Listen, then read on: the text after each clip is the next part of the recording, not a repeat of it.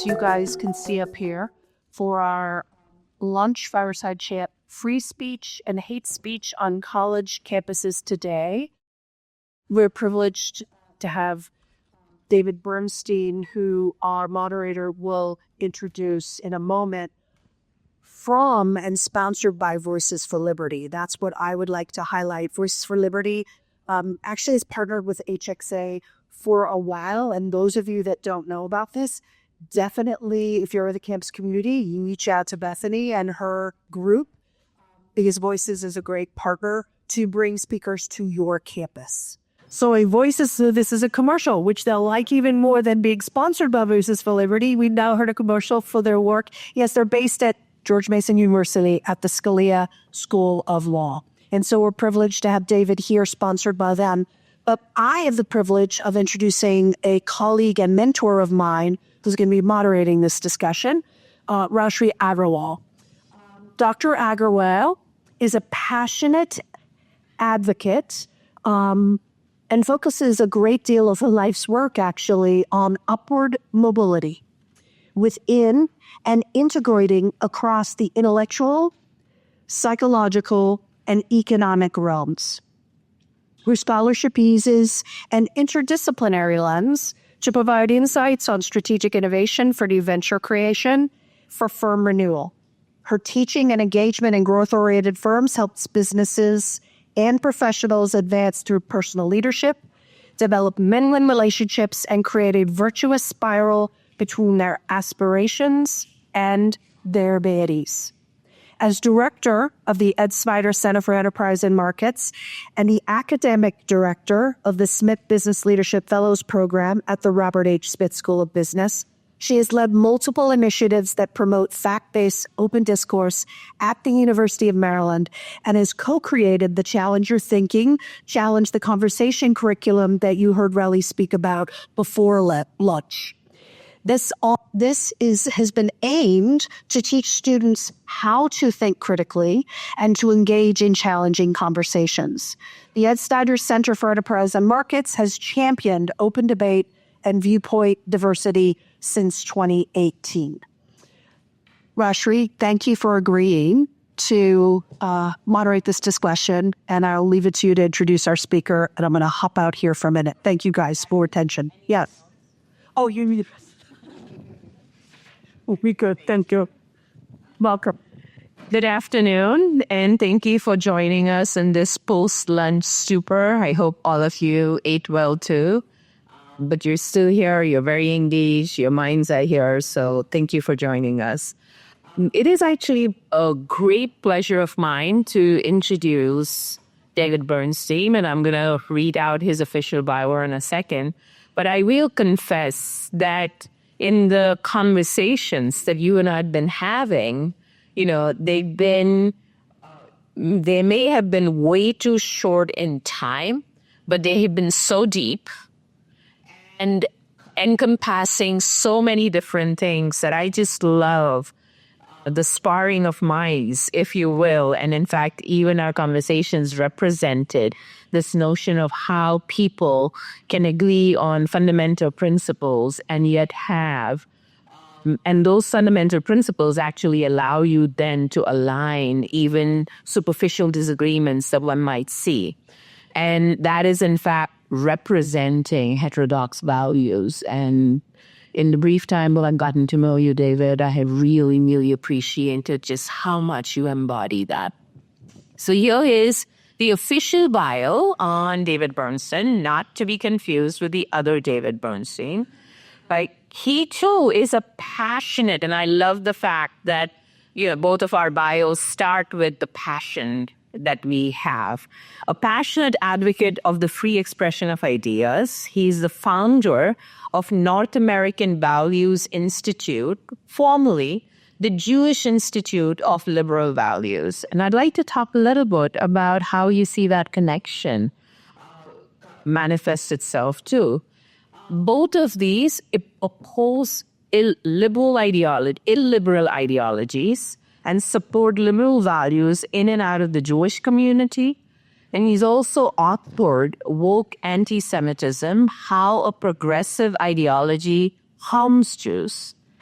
He's a co-founder of the Institute of Liberal Values, a consortium of like-minded organizations supporting liberal principles. He's the past president and CEO of the Jewish Council of Public Affairs and former executive director of the David Project. He spent 13 years at the American Jewish Committee in senior roles, and he's a prolific speaker, podcaster, and writer, having written hundreds of opinion pieces in the Jewish and general press. Now, we're going to have a fireside chat conversation, but I thought that it would be really, really good if, David, you could spend about no more than a minute, 60 seconds, give or take 10 or more there, to kind of just create some opening remarks. And I know that you got audience participation to wake everybody up here if you aren't already awake with all of that introduction. And then we can get into the fireside chat. So over to you. Thank you. Good, this works. Great to be here, my friends. We'll appreciate the invitation.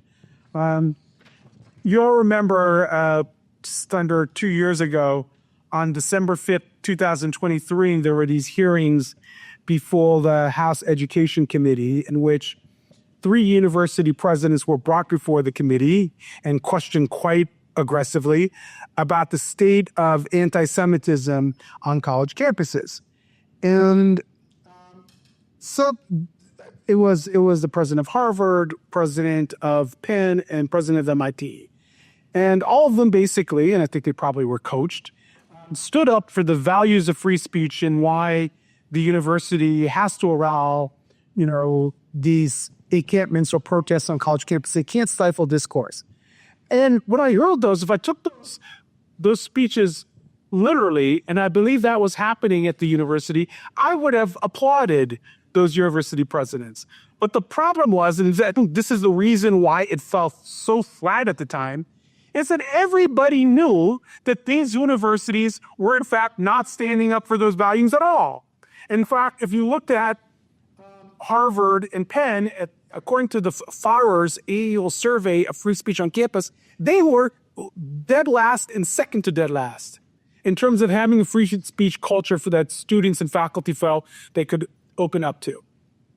So we have this disconnect that we've seen and that I think shows up in so many complex situations. So we have to ask ourselves, what should universities do? How should they navigate these tensions? They want to be, of course, at least in theory, they want to be places where people can have the free expression of ideas.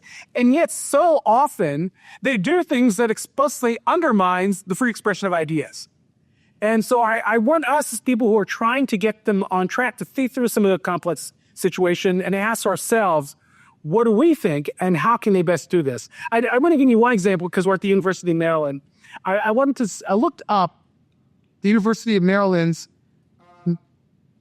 free speech policy, and I'm going to read just a paragraph.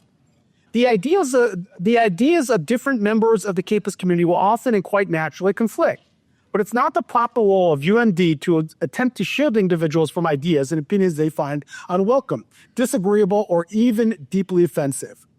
Although UMD greatly values civility, and although all members of the campus community share the responsibility for maintaining a climate of mutual respect, concerns about severity and mutual respect can never be used as a justification for closing off discussion of ideas, however offensive or disagreeable those ideas may be to some members of our community. I couldn't have written a better statement than that.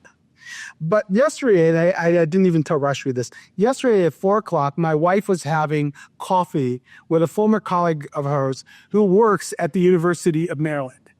And she called me up and said, I know you're speaking at UMD tomorrow at this conference on heterodoxy. You got to come and meet this guy. And I knew he would. And I went over, and he told me that one thing he's encountered over and over again is something called ouch, oops. Now, has anyone ever heard of ouch, oops? Okay. That one of the ground rules in many of the classes and some of the orientation programs that he's been exposed to are if you're a student who feels offended by something that was said or insulted, you say ouch, and the other person says oops. Now, I thought, Rajin, probably don't do that in your class.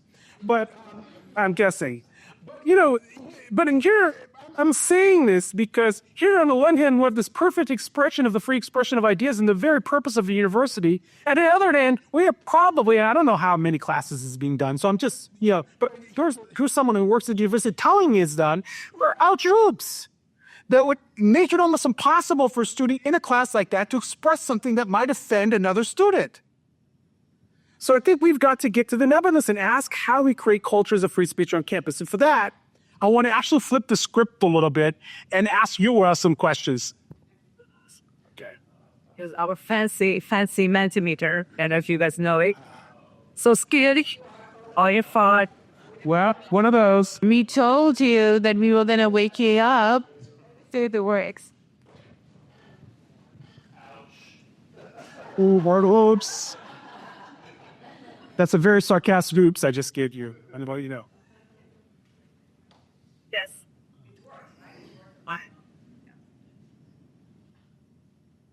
Do you want to see the results immediately or all the senior experts? Let's see results as we go along. Really, by the way, thank you very much for managing the poll. Yeah. I appreciate that. Even if not everybody's able to participate equally, we'll try to get a sense of the Where's and this question? So the first question. All right, there's already some answers already. Guys are good. All ready to go. I haven't even seen the question. I know. You need not really. Oh.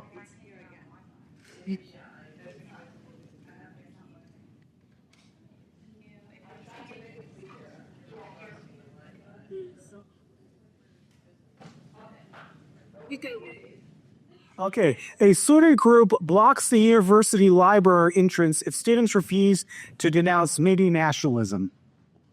All right? The question is, how many of you think it's acceptable for that student group to block entries into the university library because other students are passing by and refuse to denounce internationalism, or refuse to even answer the question? I know this is a rather extreme scenario, but it is the kind of thing that has actually happened on some campuses.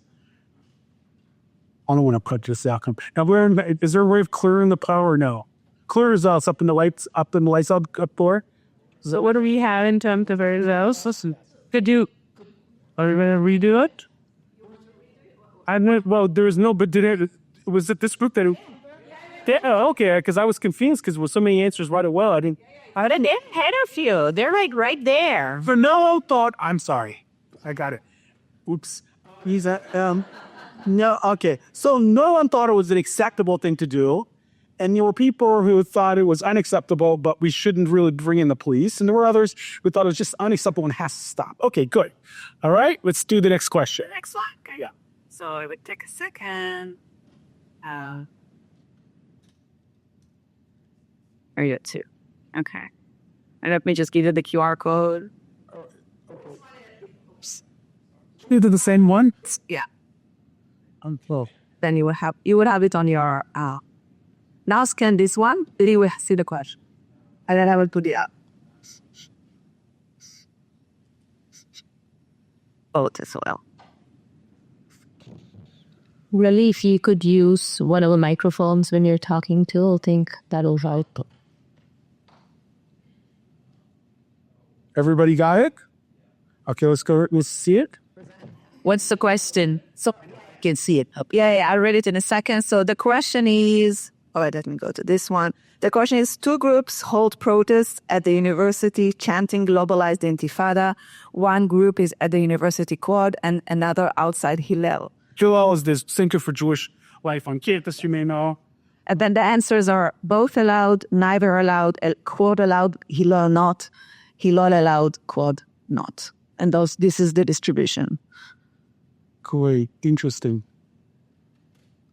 So I'm not able to see that.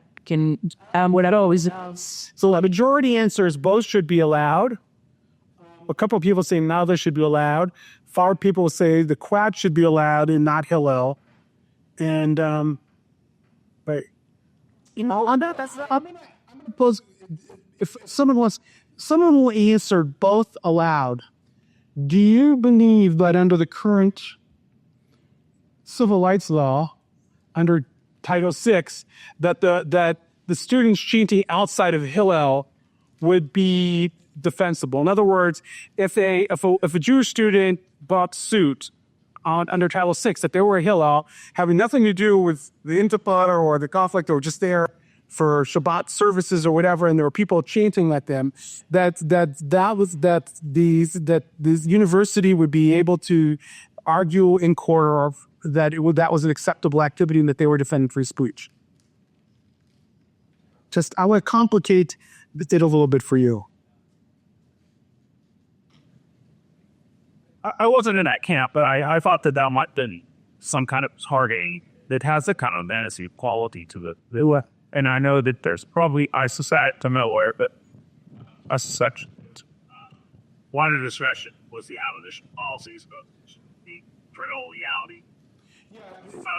A lot of people would argue that are free speechers, by the way, that absolutely the student group that goes in marches on the campus squad has every right to do that, assuming they do all the right permits and obey time place manner restrictions, but would contest that students have the right to do that outside a particular place where they're potentially harassing a specific group of students. Anyway, so I'm just trying to complicate the picture as we go along. Let's do the next one.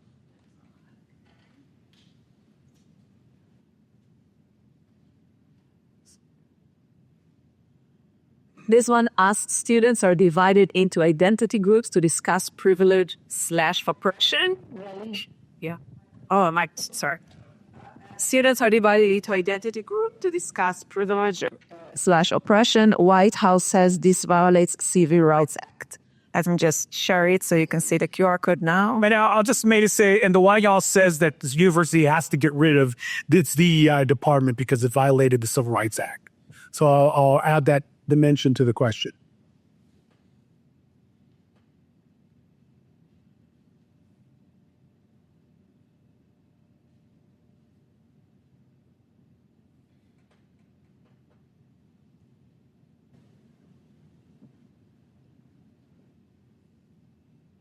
Okay, should we go back and see how we're doing? I think they'll have the hang of it now. Okay. Interesting. Going up and down. So far, a bare majority believes we should end DEI at the university altogether. 7 say stop dividing, but keep other DEI. In other words, it's impermissible to divide students up by racial identity category, but is a form of discrimination, you could argue. And then a few of you say just keep university at the university. Okay, great. Let's see. Next one. Should more comfortable.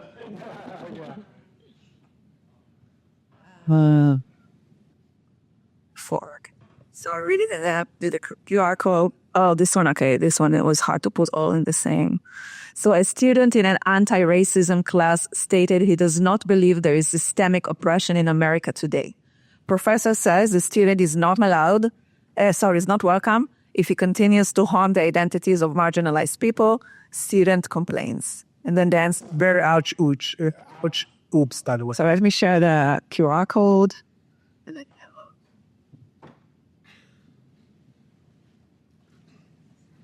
sorry.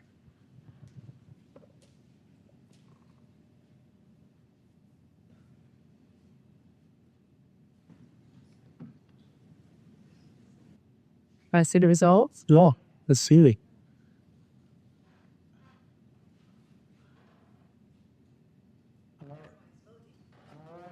Oh.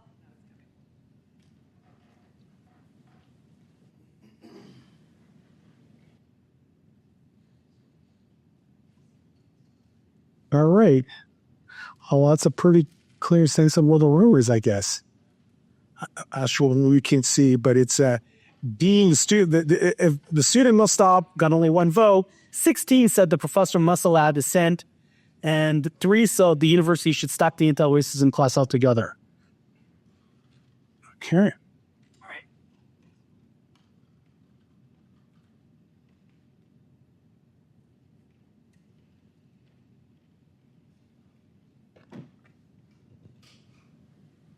So this one is university affirms free speech, e.g., stop ICE fascist signs would be allowed.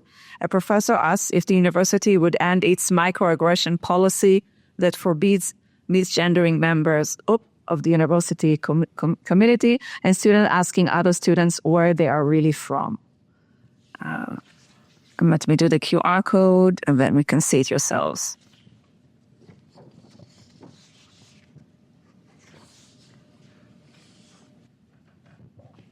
University's trustees should said, end the microaggression policy, upheld free speech 16-0. Wow. 17-0. I'm going to change my vote to make work. Wow. Is that you? The microaggression policy, what is the consequences of it? What are the consequences of Not following the microaggression policy. if you actually look at some university microaggression policies, they actually attach very aggressive penalties. Not all of them equally, and they look a little different depending on where you are. But in some university settings, they will say you can be brought before, a committee and penalized for violating other students' sensibilities. Now, there is an interesting debate about this. What happens if a university says, look, we are going to uphold our microaggressions policies. I'm sorry, we believe in upholding our microaggressions policies. Should then, say, a trustee of the university, or should the Heterodox Academy or people in this room say to the university, hey, well, we are going to fight you on that because we believe this university should stand up for the values of free speech and not regulate speech through microaggression policies? Or should we say, as my namesake, David E. Bernstein would argue, say, fine, that means that you also have to apply that microaggression policies to Jewish sensibilities or maybe Hindu American sensibilities, because and that means that then they say that they're violating their feelings, or that you're committing anti-Semitism by saying globalize the Intifada or from the river to the sea, then you must respect that as well. And that speech also must be stopped according to your microaggression policies. You can't have it both ways. In his argument, he would say that if you do that, in other words, if you call them out, so fine, do your microaggression policy, just make sure you extend it equally, that they will not be willing to extend it to groups that they do not perceive as marginalized communities. They will fail, and therefore they will go back to a more of a free speech posture. I don't agree with that, but I'm saying that is an argument that some people are making. You want to start a little fireside chat? Yeah, okay. Let's do that. I think that polls and your answers actually showed both at the same time that if this poll were given to a non-heterodox regional conference, let's be it's safe to say that we would not be getting this kind of majority answers.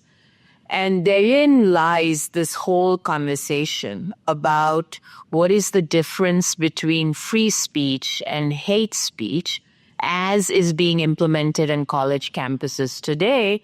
And I really appreciate, David, that you, in our own home, talked about some of the inconsistencies in University of Maryland in terms of the official overarching policy, and then how you see systematic variation, which, in fact, when I've talked to the deans of various schools at Maryland, we see very big variation even across different schools implementing these different issues.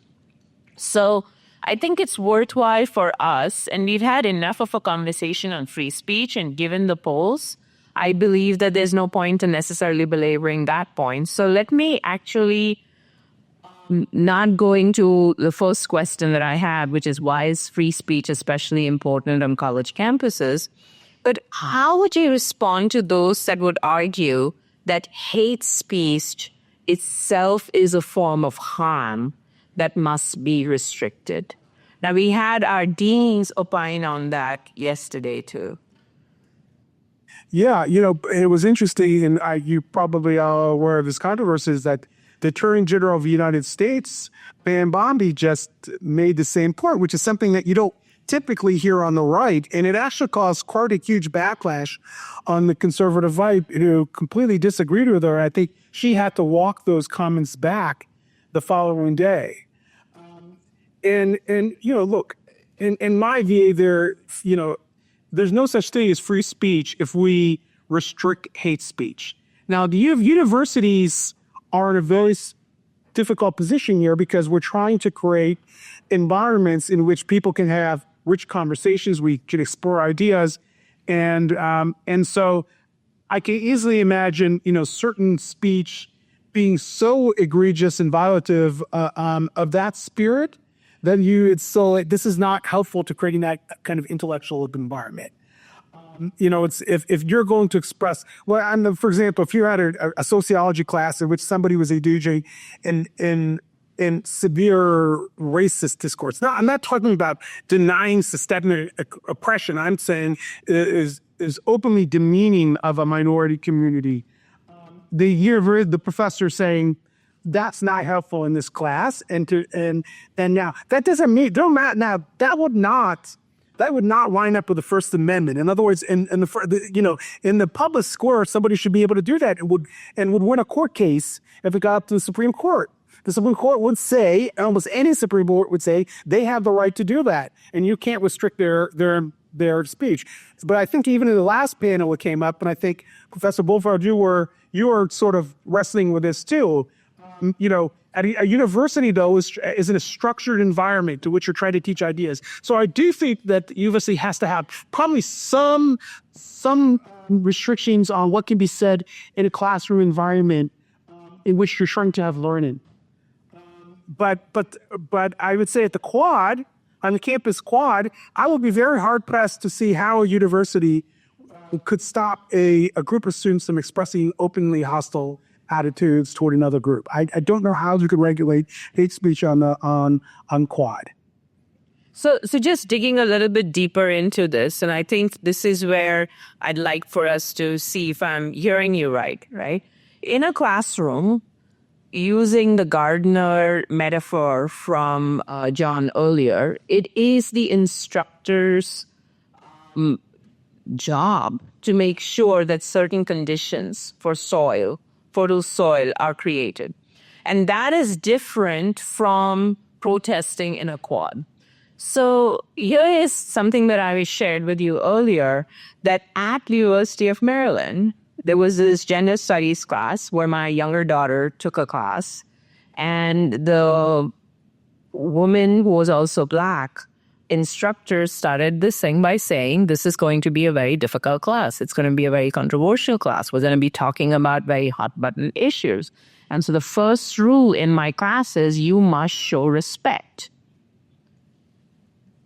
Beautiful, right? And so you could go into the oops, ouch, oops aspect to acknowledge that your emotions will hurt, but then you have to go beyond that too to go ahead and talk about it. And then she qualified it by saying, unless your opinion is rooted in my oppression.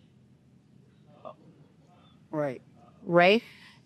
And so those would be the issues where you would turn around and say that that's not really free speech in a classroom, cultivating civil discourse, because that's basically silencing others. Yes. I think it's a beautiful example, too, of what happens all the time in many classrooms in universities.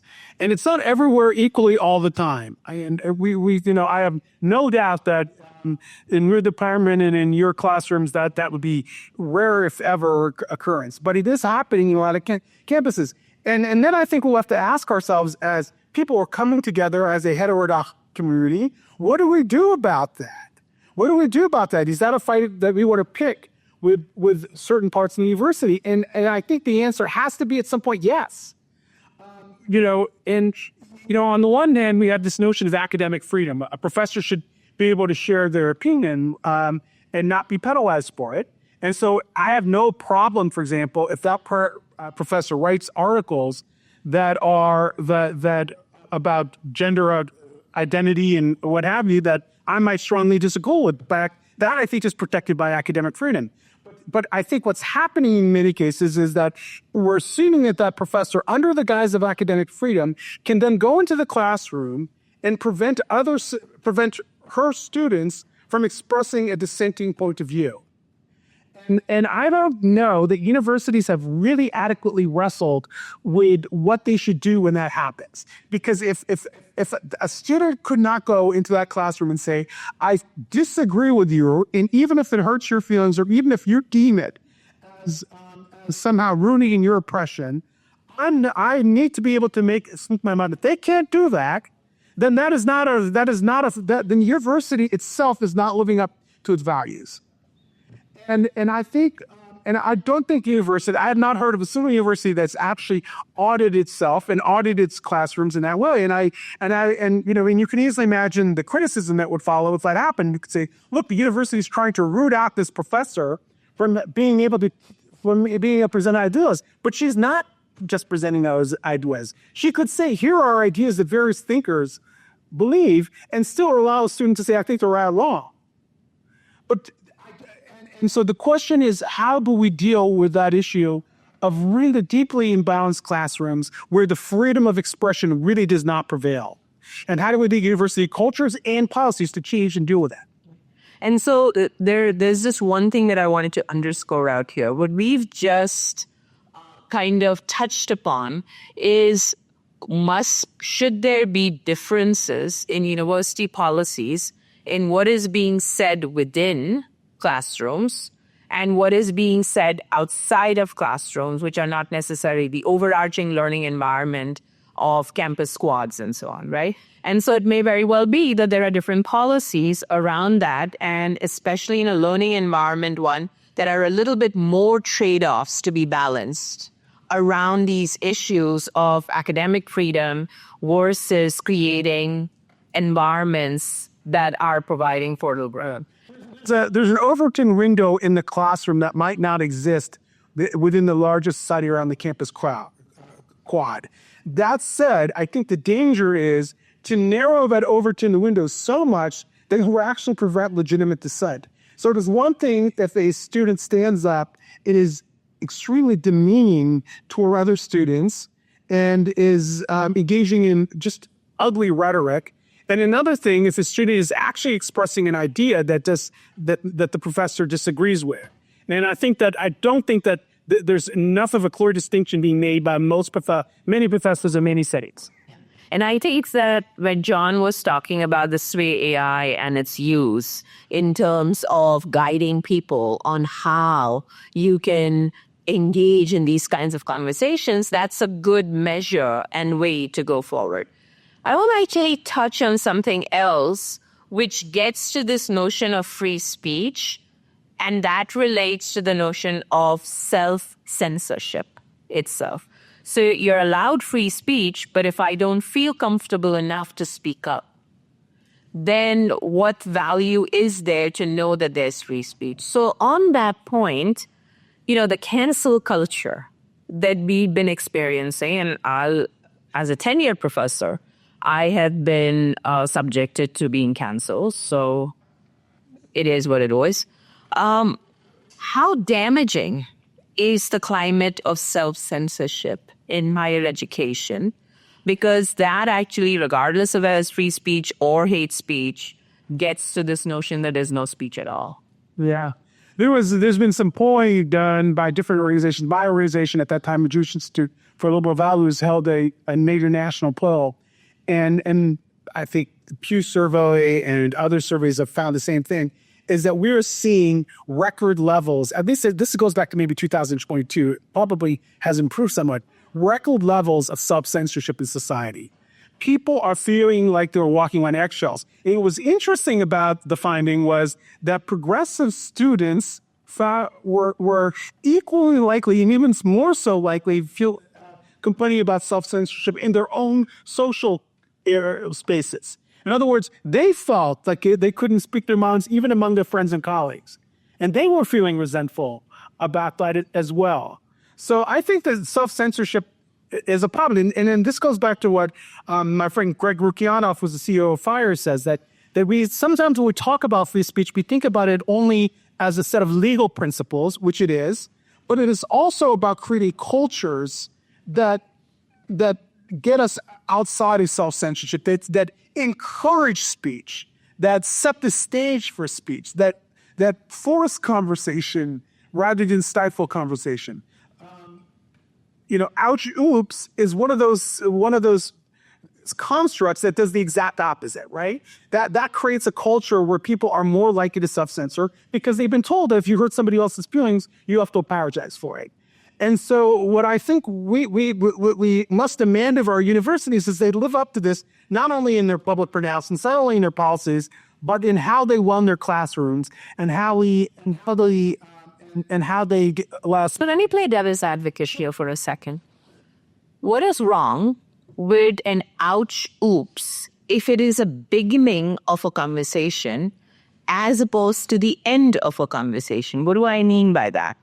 You said something and that didn't sit well with me emotionally, right? And it's also an indication of me saying, you said something that I actually disagree with.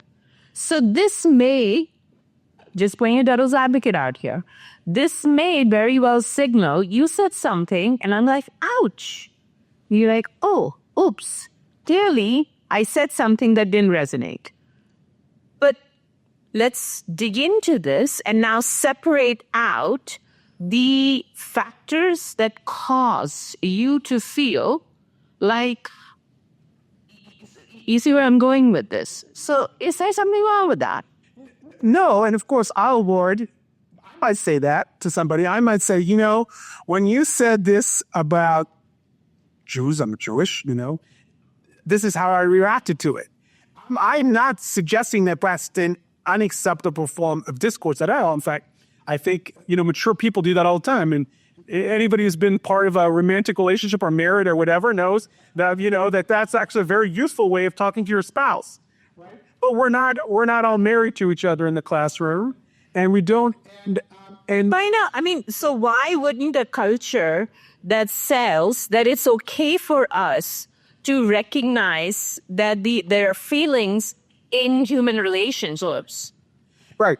Okay. And the question is, what is the social architecture that we put in place in the class? And is it simply saying, I felt hurt by what you said, or is it basically saying, and is it setting the standard that if somebody feels put off by something that somebody else said, even if it's in the realm of ideas, that we're now going to shut down that conversation because that person raised an idea that you found offensive or insulting?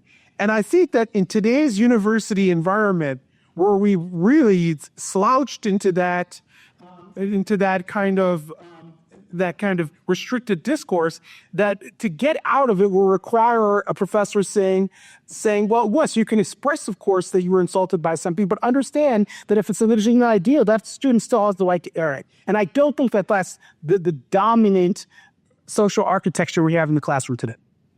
I must say, not having heard about the ouch oops, I'm actually going to use it in my class in the future. I am. And I'm going to use it in exactly the way that we're talking about, right? Allow people to acknowledge and surface the issues, but then go deeper and say, now let's go, not just stick with the emotional reaction level, but now dig deeper into, we just identified a potential source of agreement / disagreement / concern, but we're going to still go ahead and... I trust that in your hands, Suhasri. I do. It's very meta. I trust that in your hands, but I worry that that is not the way it's out of here. That's not the way it's going to be practiced in your classrooms. Fair enough. James, you have a question? Let's go ahead and get some audience engagement too. It's going on. I'm going to pick and choose, okay? And then at some later point in time, we're going to have a larger Q&A too. Yeah, I just wanted to jump in on this idea of ouch and oops, because I think, Rashri, what you're kind of leaning into and is the ouch part of it, right? When we're having an interaction with students, and as one of our students, I can really say this, like having an emotional bond in the classroom can be helpful. So acknowledging like feelings, et cetera, can be helpful. The ouch is good. I see the problems in the oops, right? When you say, I made a mistake by airing this opinion that hurts you, the professor or the instructor or the person, whoever might be airing that statement is somehow saying, I made a mistake. I think that's the problem. Maybe saying like, ouch, I feel you, or something like that is sort of the right idea. But the idea that expressing an opinion is a mistake, like that's the problem. Right. And I think that's what it gets translated into in the real world. And the reason is there's this sort of ideological scaffolding in place in these conversations frequently, not always. I'm not saying people get voiced to it this way, but there's something you might have heard of standpoint epistemology. Standpoint epistemology is this idea that one's lived experience is a source of knowledge that should trump anybody else's data point or anything else. In other words, because I am of this marginalized community, I have the exclusive right to give voice to my own experience, and you must refer to that because you are not from that marginalized community. And what that basically does, if enforced, and it is often sometimes explicitly, but mostly implicitly in constructs like ouch, ooch, can't say anymore, ouch, oops, we end up with people deferring to voices that they are perceived, at least in that setting, as being the marginalized voice. And that is explicitly infringing on free expression of ideas and openness and doesn't allow ideas to surface. So again, I think the problem is that underlying ideology, and if we're going to be free from it, we have to name it and say, I'm sorry, but I still get to voice my opinion in the long run, even if you find it hurtful. And I understand, I don't want to hurt you. I'm not coming in to hurt you. And this is a mature person would say it is. I'm not saying this to be hurtful. I'm saying it because I think it needs to be aired because it's an important data point that exists outside of lived experience. So that's an excellent point. I actually want to dig a little bit deeper into this, and then I'm going to get some more questions as well. We talked a lot about fact-based discourse initiative. In one of our more heated conversations over lunch, for instance, we and Emma was there. We were talking about this notion that each of us and these lived experiences means my truth is different from your truth. My facts are different from your facts. So when we are encouraging free speech and discourse, what might be some ways in which we can address these issues that, yes, we're each having fact-based discourses, but I'm going to bring in a set of facts which are going to be in direct opposition to your set of facts. And now we don't even have ways in which we can discuss the legitimacy of some facts over others. And then it will boil down to my opinion versus your opinion. This is your beliefs as anchored by your culture and your lived beliefs. And then what ends up happening is that we look at you and see a Jewish male white person, and look at me, and the first thing that you see is brown Indian woman.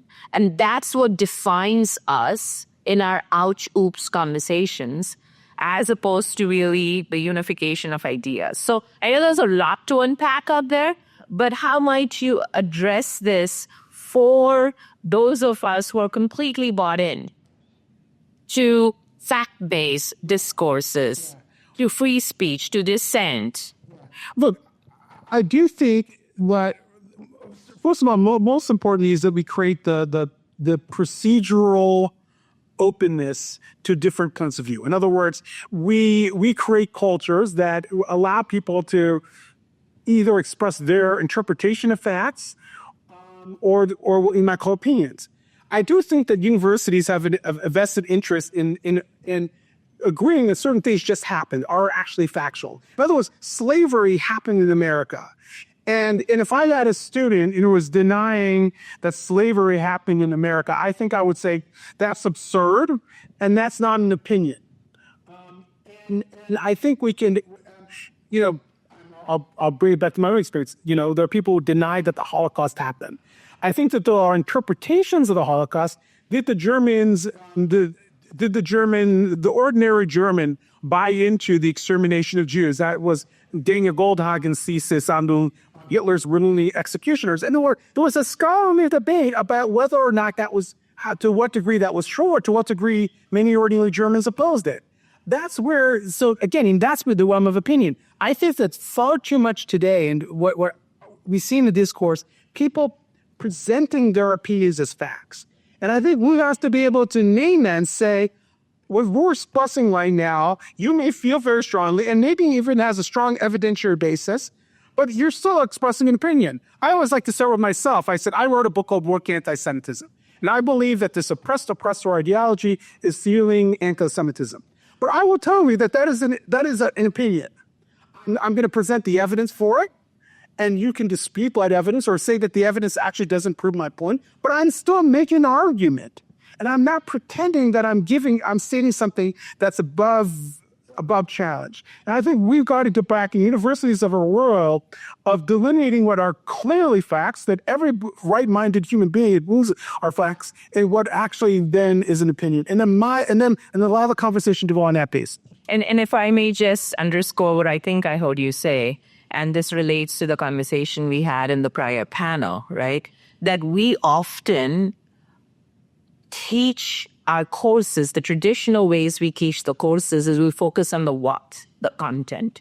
And of course, some content, as in the sciences, are much, much more incontrovertible than conversations or content in the social sciences. And part of what we need to be focusing on is the nature of the argument, the structure of the argument. It is the process of constructing a critical thought, if you will, which would require you to say, here are the facts to bear, but based on these assumptions and these cause and effect linkages, I am now saying that the oppressor-oppressed ideology is actually fueling anti-Semitism as opposed to reducing it, right? So that would be the logic that you would use. I want to give you an example of this where I find myself in front of a firing squad. And I was at actually what I thought was a very intellectually open setting. We were talking about systemic oppression, racism, and the like. And I said, someone made the point that they had just seen a study that African-American women were 3 to 4 pounds more likely to die in childbirth than white women. And it was sort of an indictment of the system. And I remember reading about 2 weeks before that the University of North Carolina Medical School had just done some research and found that if Black women who were more likely to have hypertension or treated for hypertension, that it actually equaled it out. It was zero. It was zero difference. And I didn't know the answer. I didn't even I wasn't even really making an argument. I just thought that it was important to raise that point. And you would not believe the scoring that I was from people saying, how dare you say that? I said, I'm not even making an argument, guys. I'm just saying that there was a piece of evidence that I saw that I thought was important to discuss. And that if we can't discuss that, then we're not really having a real conversation about why there was disparate outcomes in childbirth. And that's the problem. That goes back to allowing that conversation to happen, even if it's hard, especially if it's hard. One doesn't have to be right. I don't know if I was right or wrong. I wasn't even necessarily confident I was making the right argument. I just wanted to make sure that argument was heard in that setting. And I think we've got to overcome that and stand up for it when it's not happening. Bethany, you are question? Following me on to questions? Yeah, okay. So what we're going to do is we're going to collect about 2 to 3 questions. Please keep them short, because the shorter your question, the longer the time that more questions can be asked and we can have David respond to it. So short questions, please. And we're going to collect 3 or 4 of them. Yes. Yes. So go ahead. Yes. Full there, as a Jewish person, and not a Jewish person, but rather as an observant Jew who studies identity politics and liberalism, I sometimes struggle to reconcile the particularity of identity with the liberal creed of universalism. For example, why is your organization called the Jewish Institute for Liberal Values rather than simply the Institute for Liberal Values? What difference does the qualifier make? Okay, so we're going to hold on to that identity element as it I love that question. I'm very interested. Jorvik conversation. I wanted to ask you about the limits of protest. When you're talking about a protest on Quad, you seem to suggest that there are almost no limits. In which case, going back to the congressional testimony, Claudine Gay of Harvard was right in saying calling for the genocide of Jews could be permitted given the context. And I would like you to comment on that and also talk about other forms of protest like encampments that occupy portions of the campus, well, whether they also are all legitimate.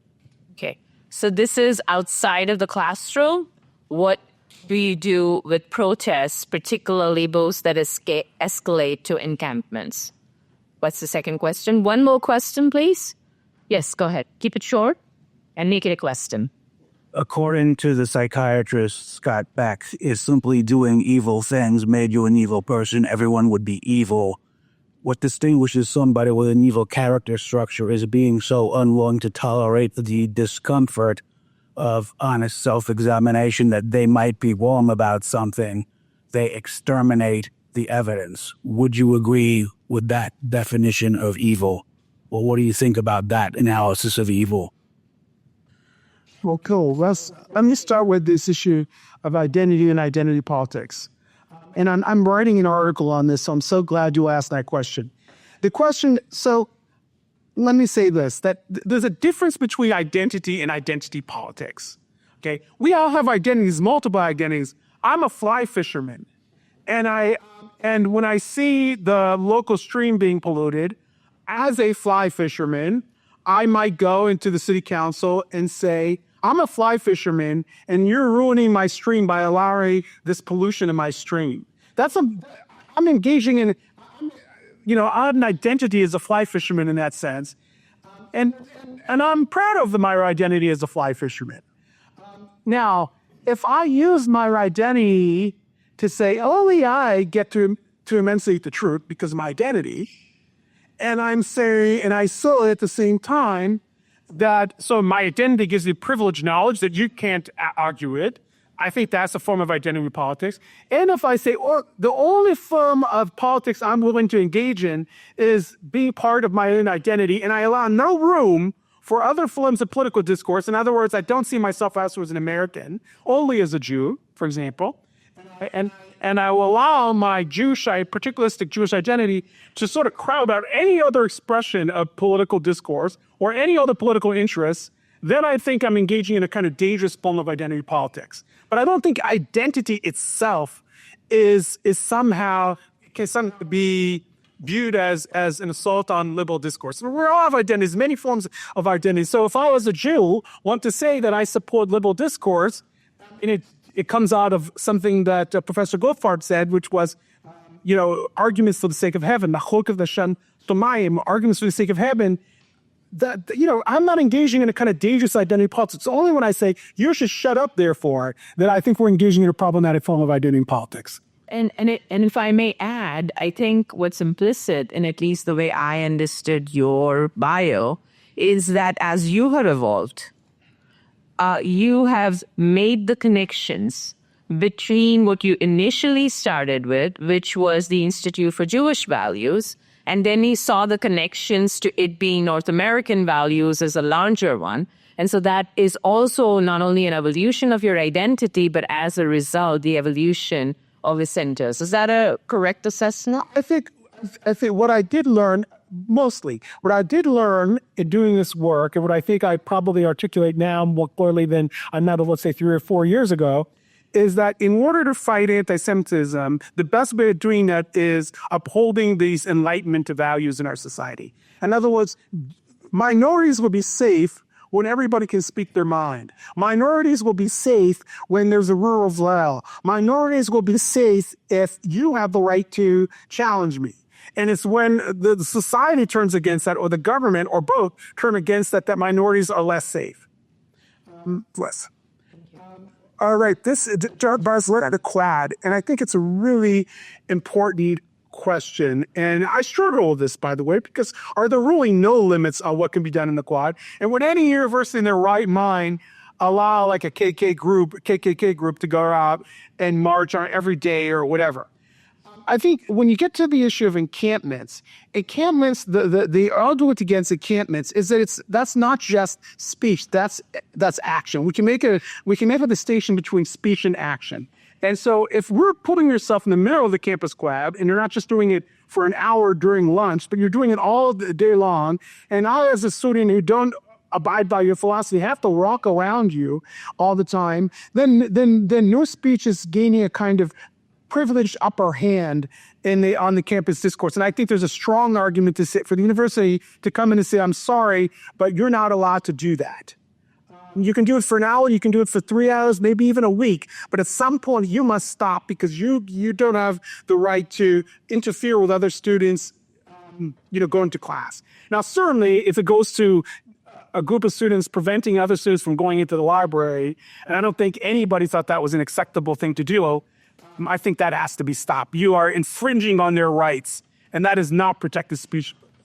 The more complicated case was when the group of students started chanting, from the river to the sea up in front of Hillel. And there now, these students are just trying to go to services or wherever. And you could argue that that's very targeted and that that's creating a hostile environment for those students. And I would argue that that's probably a violation of the Civil Rights Act of 1964. And that the university has an interest and an obligation probably to stop that kind of thing because it crosses from being speech to sort of interfering in somebody's, to a kind of harassment. Well, that can be debated. I'm not saying it's beyond discussion, but I think that most universities would now prevent that and be on sound legal ground in preventing. Just such as it is bring localized user plot on the university plot, and for the revenue of the city on the university plot, could that be nominated? Sorry. It's not harassment because the Jewish student can go walk around it. They can ignore it. It's speech, right? They're engaging in a kind of speech that I find objectionable, but that's fine. It's free speech. I would defend their right to do that, by the way. But when you go to the Hillel and you start yelling that incessantly, and people are trying to look. Let me give you an example. Like you can chant that to your heart's content. But if you stand outside my classroom, or Raj's classroom, while she's trying to teach and you're screaming that, now all of a sudden that becomes an infringement on the other students' rights. And in some cases, because it's aimed at them based on their religious or racial identity or gender identity, it becomes a form of unacceptable harassment. And the university has every obligation and right to stop that from happening. So the only place I would disagree with you on what you said, David, is when you said encampments or even stopping people from going somewhere is acceptable, even for a minute, let alone a week, right? Because this is, and legally too, you're not allowed to do that because you can't just squat over university property and stop either administrators or students, as had happened in Columbia, to do what they're supposed to be doing. Let me give you a complicating example. My best friend's son graduated from Johns Hopkins. I think there's a couple of professors from there, and there was an encampment on Johns Hopkins, and we sort of wandered in there, and it wasn't in the middle of campus. It was sort of this area that they allowed the students to have, and the students knew they were running the encampment. I mean, almost no one was in there. There were all these tents, and I was like looking for a student in the tent, and they were all studying for their final exams. But was, do I think it's acceptable for the university to say, you know what, you got a week in this place on campus to do your thing, and as long as they would extend the right to other students to do the same thing, if they wouldn't, then that's a violation of their equal protection of those other students.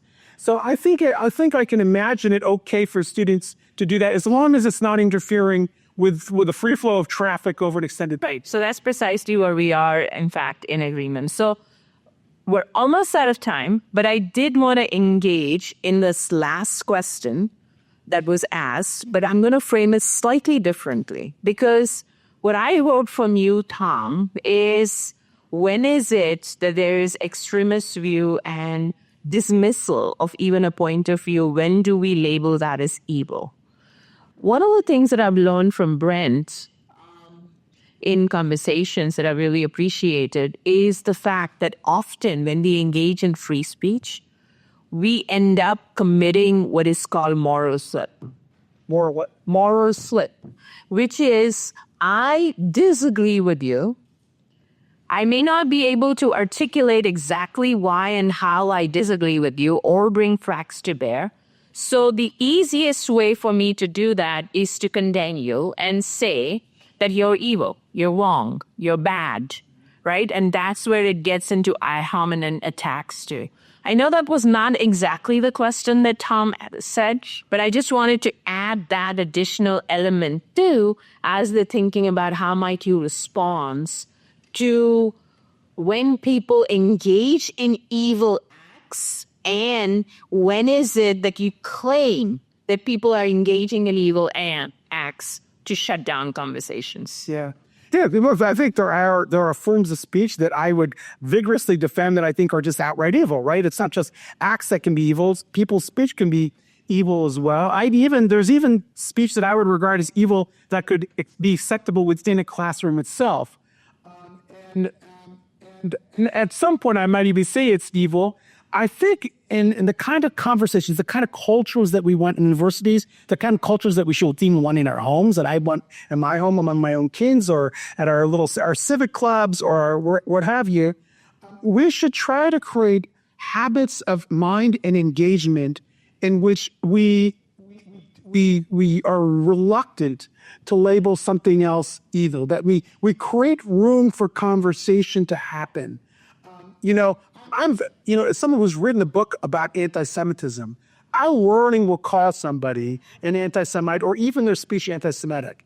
If I'm engaging them, I want to create maximum room. I'm not choosing not to engage you because I think you're a lunatic, and therefore, it's just unproductive. But if I think, there's room, even when people have said something that I would consider anti-Semitic, I'm going to be very reluctant to use the ill word. Because I'm saying, you know what, I live in a society with people who disagree with me, and I want to create that space for that conversation to happen, even for 10 minutes. And so I think that those are the kind of cultural habits that we should try to embody. And I know I'm also not exactly getting to the cruxing matter, Tom, and maybe it's a little outside the issue of freedom of speech and expression, but I think that we should be very reluctant to pronounce something evil if we want there to be space for discourse. So setting up rules of your game in your classrooms, distinguishing different spaces and modifying rules of the games as appropriate in those areas, and then helping students by giving them tools of taking facts and principles in order to construct an argument while giving the other person grace and not labeling them, not engaging in moral slips, are ways in which we can enhance free speech and reduce the incidence of hate speech, and by doing so, bring people closer together. Am I summarizing the essence? I think that's right. And if I would love to be part of a classroom or a campus quad in which those rules of engagement prevailed. And I think that groups like this can be the catalyst for creating campus cultures in which life happens. And I'm so glad to be part of a movement like that. Thank you so much, David. And thank you for engaging.